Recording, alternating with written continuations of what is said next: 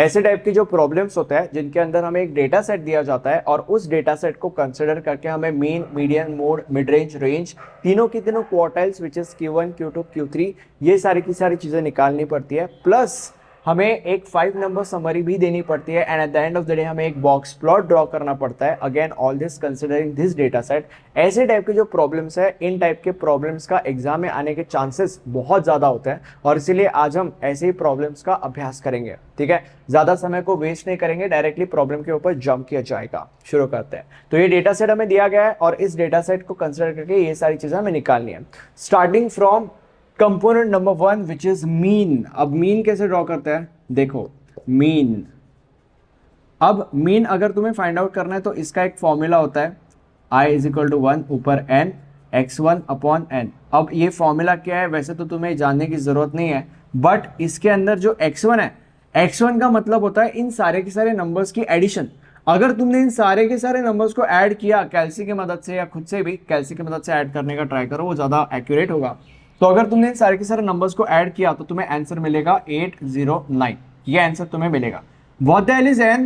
n मतलब ये कितने नंबर्स है, कितने नंबर्स है? 1 2 3 4 5 6 7 8 9 10 11 12 13 14 15 16 17 18 19 20 21 22 23 24 25 26 27 27 नंबर्स है। 27 नंबर्स, राइट। तो 27 यहां पे लिखेंगे। अगर तुमने इन दोनों को डिवाइड किया तो तुम्हें आंसर मिलेगा 30।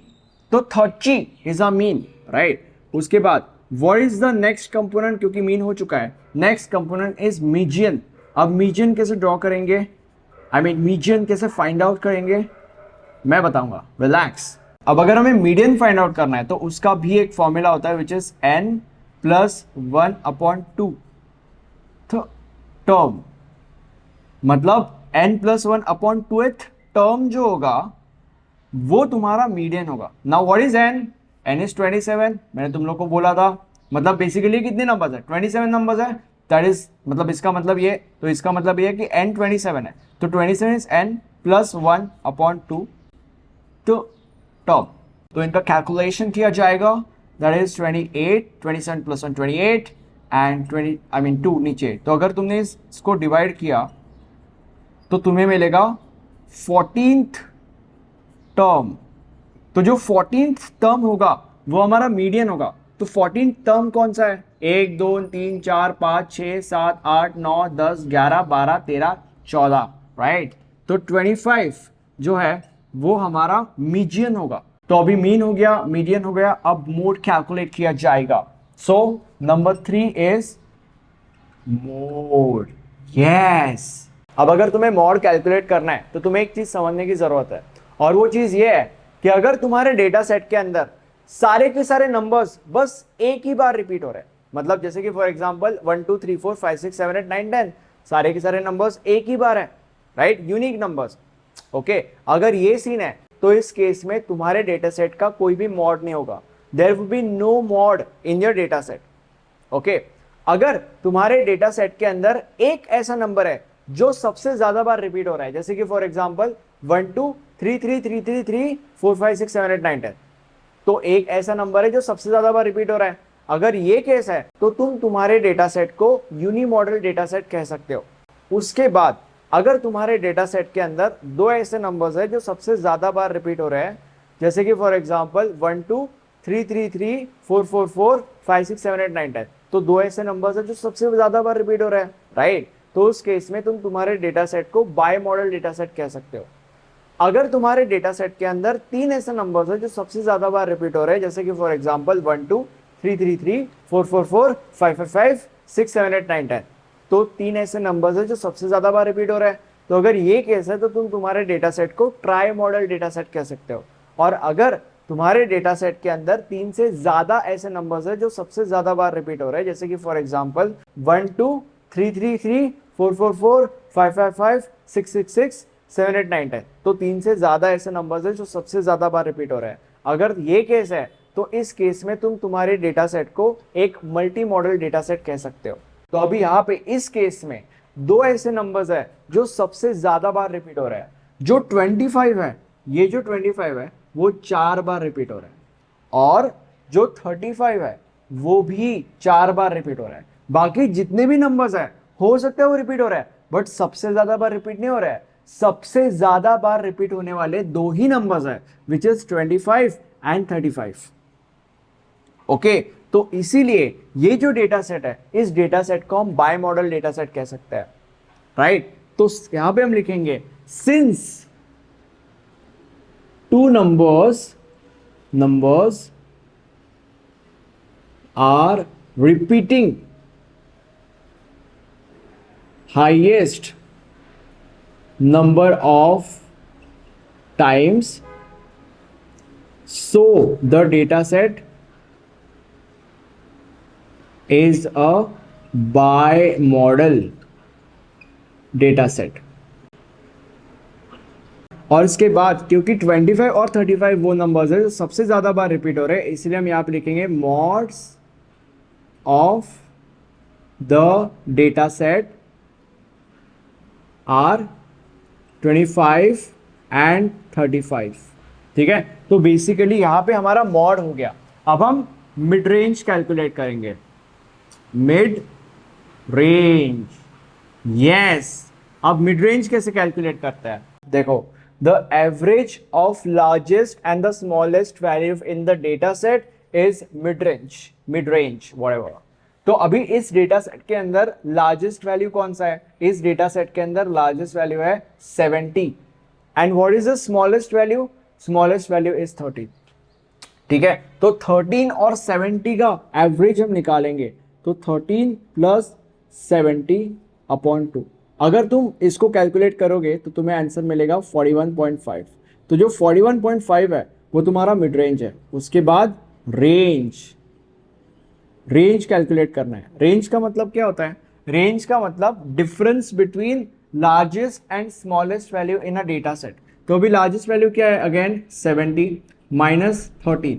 तो अभी 17 माइनस 13 क्या होता है? 17 माइनस 13 होता है 57। ठीक है, तो ये तुम्हारा रेंज आ गया। अब आगे क्या है? आगे बहुत ज्यादा इंपॉर्टेंट है। आगे हमें क्वार्टाइल्स फाइंड आउट करना है। क्वार्टाइल्स क्या होता है? Q1, Q2, Q3। अब मैं तुम लोगों को बताता हूं कि क्वार्टाइल्स कैसे फाइंड आउट करते हैं। अब अगर तुम्हें तीनों के तीनों क्वार्टाइल्स फाइंड आउट करना है तो सबसे पहले तुम्हें यह समझने की जरूरत है कि फाइंड आउट करते कैसे और ये है क्या। मान लेते हैं कि ये तुम्हारा डेटा सेट है। ठीक है, अब इस पूरे के पूरे डेटा सेट का जो मीडियन है वो तुम्हारा होगा क्वार्टाइल 2। ठीक है, उसके बाद तुमने इस पूरे के पूरे डेटा सेट का मीडियन फाइंड आउट कर लिया। ठीक है, जो कि बीच में है। अब जब तुमने इस पूरे के पूरे डेटा सेट का मीडियन फाइंड आउट कर लिया जो कि बीच में है, तो ऑब्वियसली ये जो मीडियन है वो इस डेटा सेट को दो पार्ट्स में डिवाइड करेगा, राइट। ये हमारा पार्ट 1 और ये हमारा पार्ट 2। अब ये जो पार्ट 1 है इसका जो मीडियन है, यानी कि बेसिकली यहां पे कहीं तो भी आएगा, वो होगा हमारा क्वार्टाइल 1। और इस यानी कि दूसरे पार्ट का जो मीडियन है जो कि अगेन यहां पे होगा कहीं ना कहीं, वो होगा हमारा क्वार्टाइल 3। ओके, तो अभी जब तुम तीनों के तीनों क्वार्टाइल्स फाइंड आउट कर लोगे तो तुम्हारा जो पूरा का पूरा डेटा सेट है वो 4 पार्ट्स में डिवाइड होगा। ये पार्ट 1, ये पार्ट 2, ये पार्ट 3 और ये पार्ट 4। तो बेसिकली ये क्वार्टाइल्स है। अब सबसे पहले हम Q2 यानी कि क्वार्टाइल 2 को फाइंड आउट करेंगे, which is the complete data set का मीडियन। तो median, what the hell is median? Median क्या था? हमने निकाला था, मीडियन था हमारा 25, राइट। ये देखो, मीडियन 25 था, तो क्वार्टाइल 2 Q2 वुड बी 25। उसके बाद क्वार्टाइल 1 अगर तुम्हें फाइंड आउट करना है तो उसका फॉर्मूला है, and the formula is n+1/4। क्या है n? n का मतलब बेसिकली कितने नंबर्स है? 27 नंबर्स है, तो that is 27 + 1, that is 28। 28/4। What the hell is 28/4? 28/4 7। ठीक है, तो 7 मतलब 7 क्वार्टाइल 1 नहीं होगा, 7th टर्म क्वार्टाइल 1 होगा। ठीक है, तो 7th टर्म, अब यहाँ पे लिखूंगा नहीं मैं क्योंकि हमारे पास स्पेस नहीं है, बट एग्जाम में अगर तुम कर रहे हो तो लिख लेना 7th term. What the hell is 7th term? 1 2 3 4 5 6 7।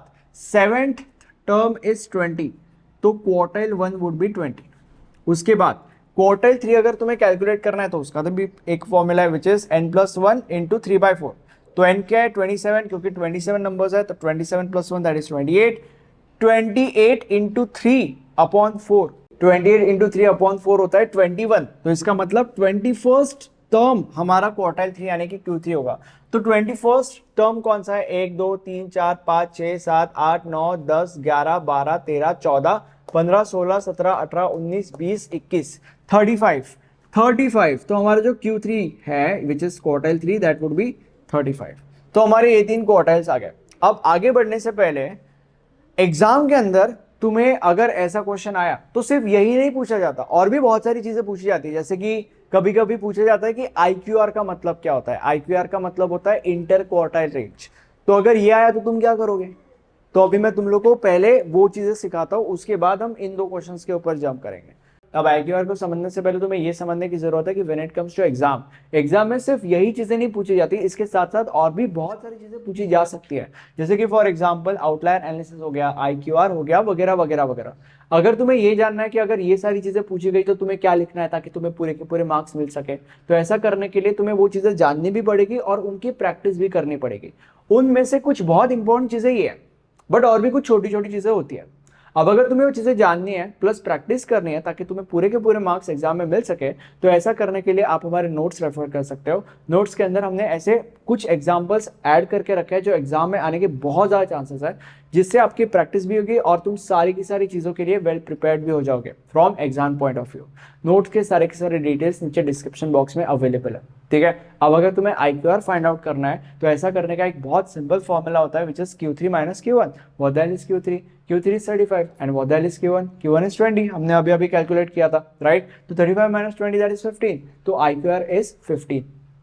Next, outlier analysis. Outlier analysis का मतलब क्या है? देखो, इसके अंदर ना हमें आउटलायर्स फाइंड आउट करने पड़ते हैं, और वो कैसे? अब तुम्हें ये समझने की जरूरत है कि आउटलायर्स फाइंड आउट करने के बहुत सारे मेथड्स है। One of the method is IQR की मदद से आउटलायर्स को फाइंड आउट करना, which is again one of the reasons की why we calculated IQR at the first place, okay, with another reasons as well obviously.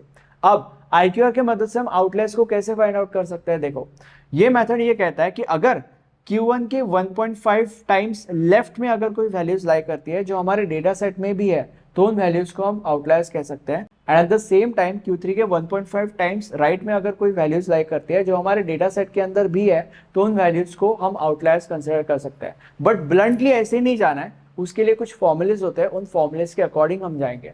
अब कौन से वो फॉर्मुलेज होता है? एक फॉर्मूला ये है, एक फॉर्मूला ये है।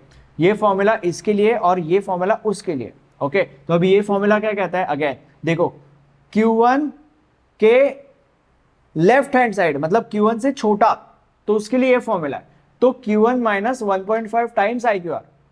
IQR के मदद से हम डिटेक्ट करने वाले थे, तो IQR तो चाहिए, होना ही चाहिए, राइट।